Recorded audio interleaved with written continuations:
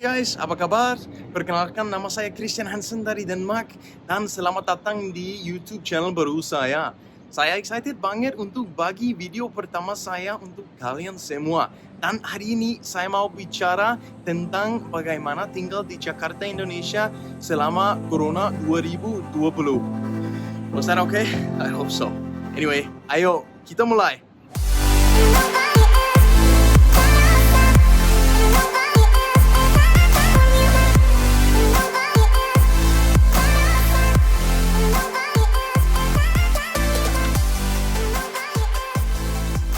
Welcome back, guys. I hope you liked the video intro.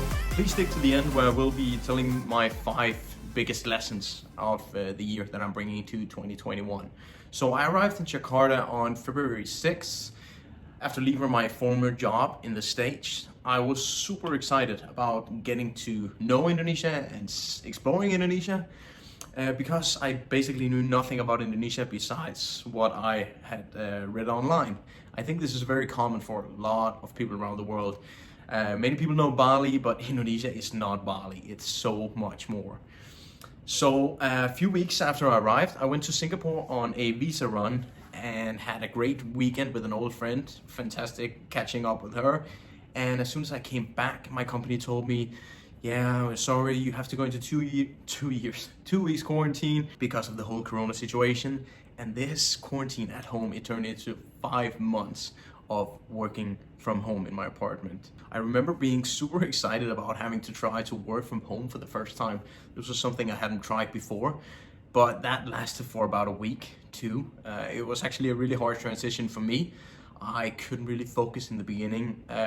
It was hard for me to suddenly, my living room and my entire apartment was basically my office doing office hours. So it took me a long time to get into a really good work routine. China was in full lockdown and Europe and the States, they were starting to panic a bit about this whole Corona thing.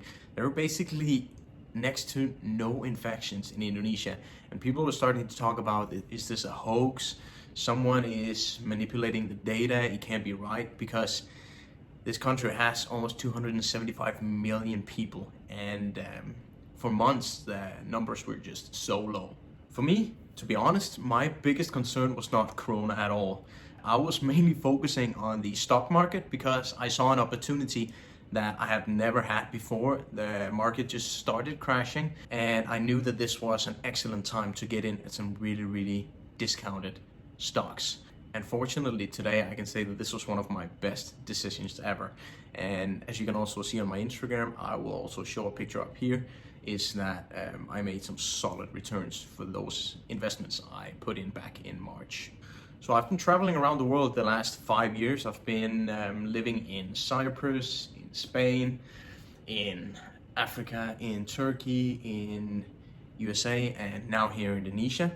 I was used to traveling so much, and now I was stuck in my apartment at home, almost 11,000 kilometers away from my family. I had very few friends because I just arrived, and it was definitely not easy. A lot of FaceTime calls with my family, and I have to be honest and to say that at some point I even thought about flying back home, jumping ship, and just saying, okay, this is not what I came for. But fortunately I stuck around. While I was freaking out about staying in an apartment, being lonely, all this, I met some absolutely amazing people in the apartment complex I live in, South Hills in Kuningan. And we spent so many good hours together, and we didn't have any options to go out to bars, go out to nightclubs, restaurants and all this. So we spent a lot of time at the pool. We did some small dinners in our different apartments. We had poker nights.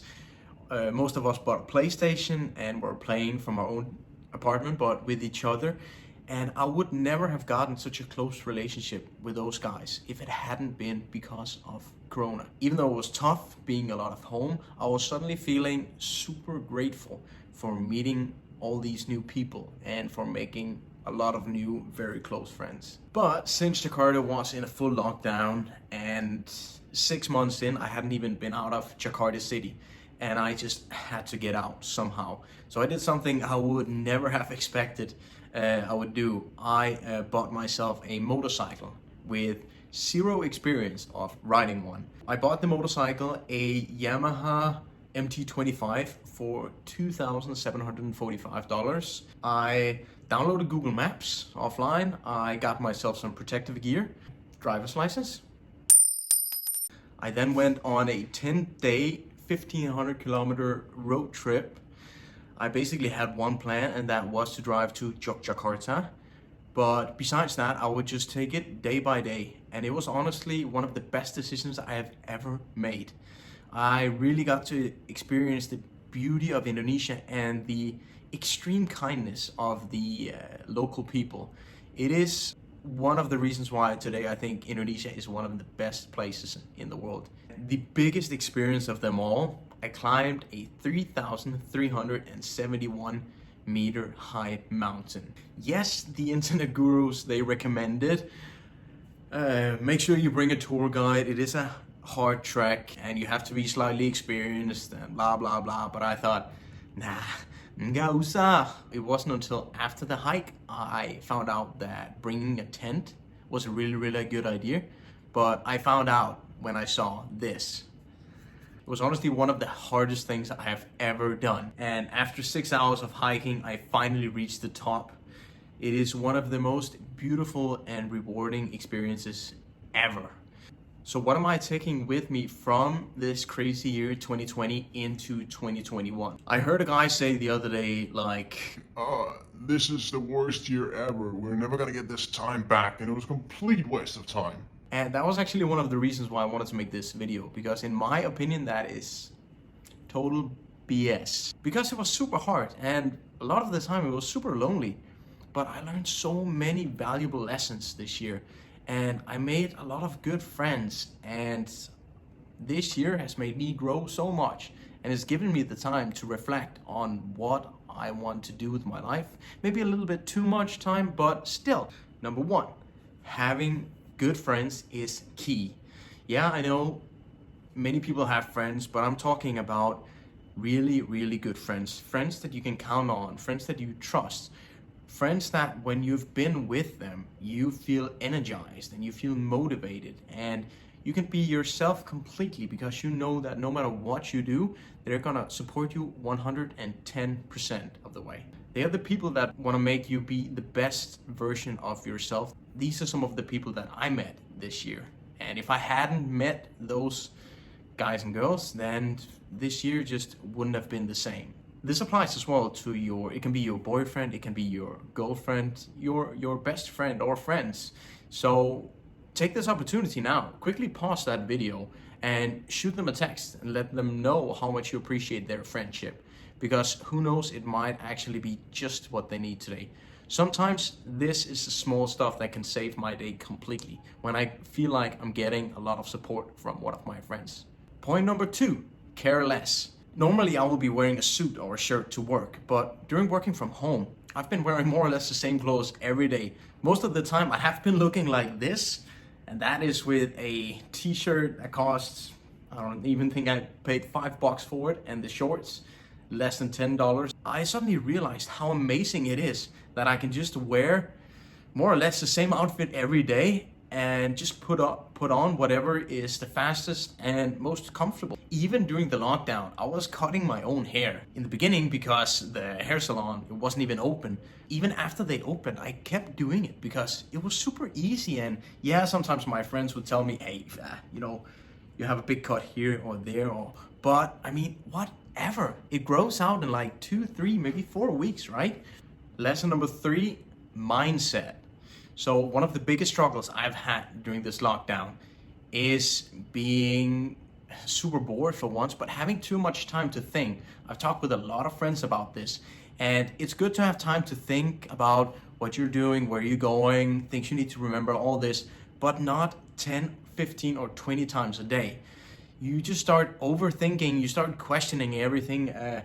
Should I maybe try a new job, or should I maybe get a new girlfriend? Basically, I've had too much time to question stuff, and I really had to focus my mindset on not letting my thoughts run away with me. I'm sure some of you have had that same experience during the lockdown. Personally, I like to take 10 minutes a day just to quickly go over, okay, where am I going now? What do I need to do today, tomorrow, this week?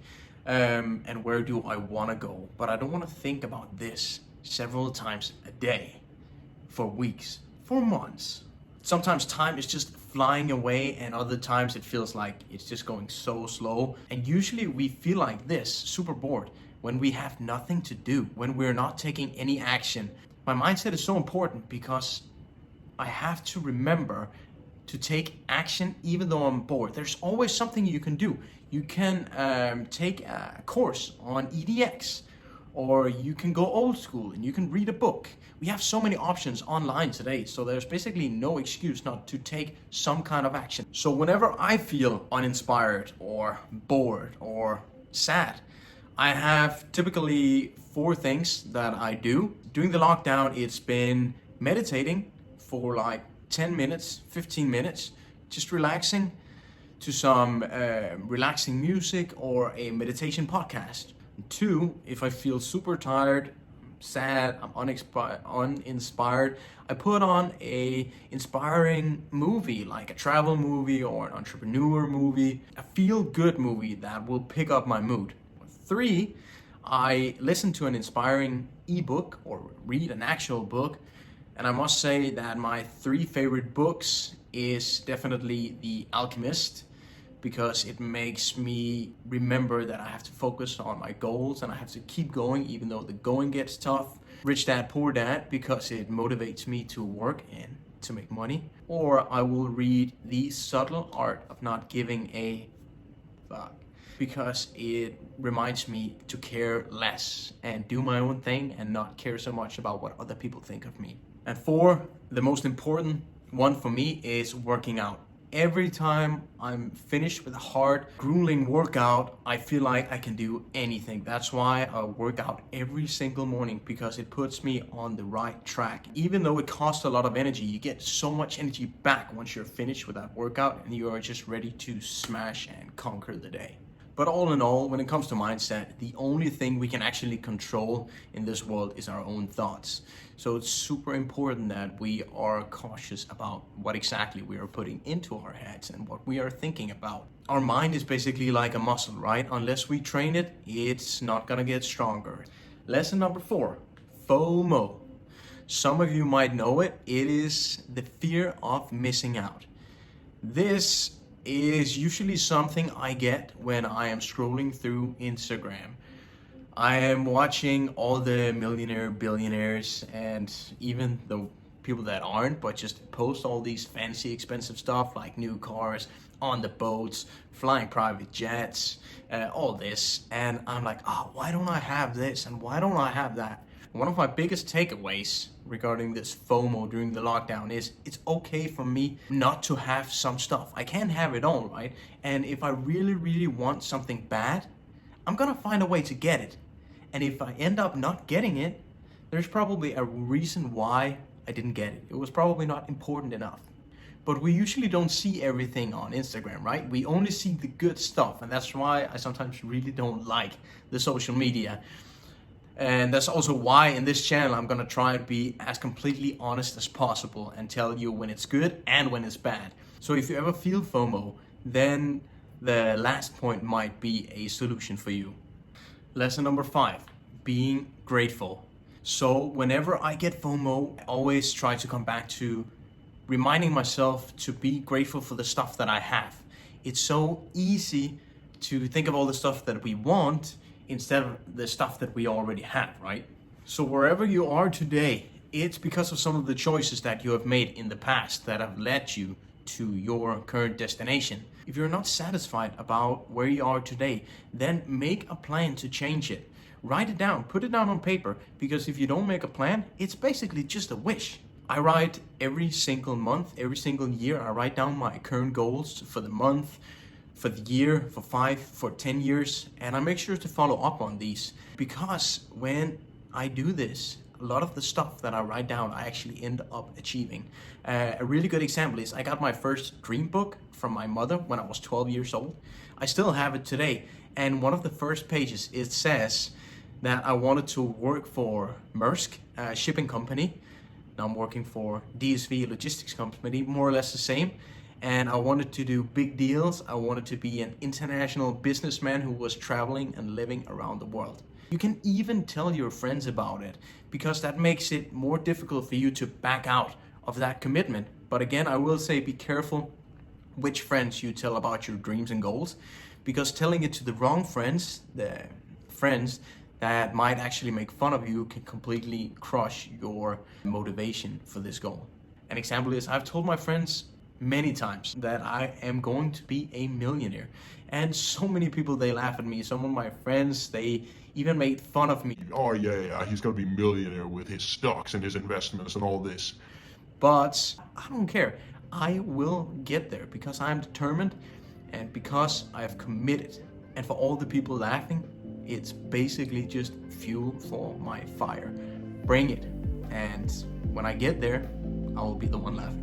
Alright guys, that is it for my first video. Thank you so much for watching. Please bear with me. I am still learning. But to be completely honest with you, it actually took me almost a full month just to create one video. From I first decided to I wanted to make this channel and video to actually having the finished product. So if you appreciate the effort I put into this, make sure to smash that like button for the YouTube algorithm. I will be making more videos about the X-Pac life, how I got here, my travels, my failures, successes along the way creating this YouTube channel. So if you want to see more, make sure to subscribe so you'll get notified next time I post. And if you want to support me and the channel, make sure to share with your friends, your family, your grandmother, your grandfather, anyone who might benefit from watching these videos. And without further ado, thank you so much again, and until next time.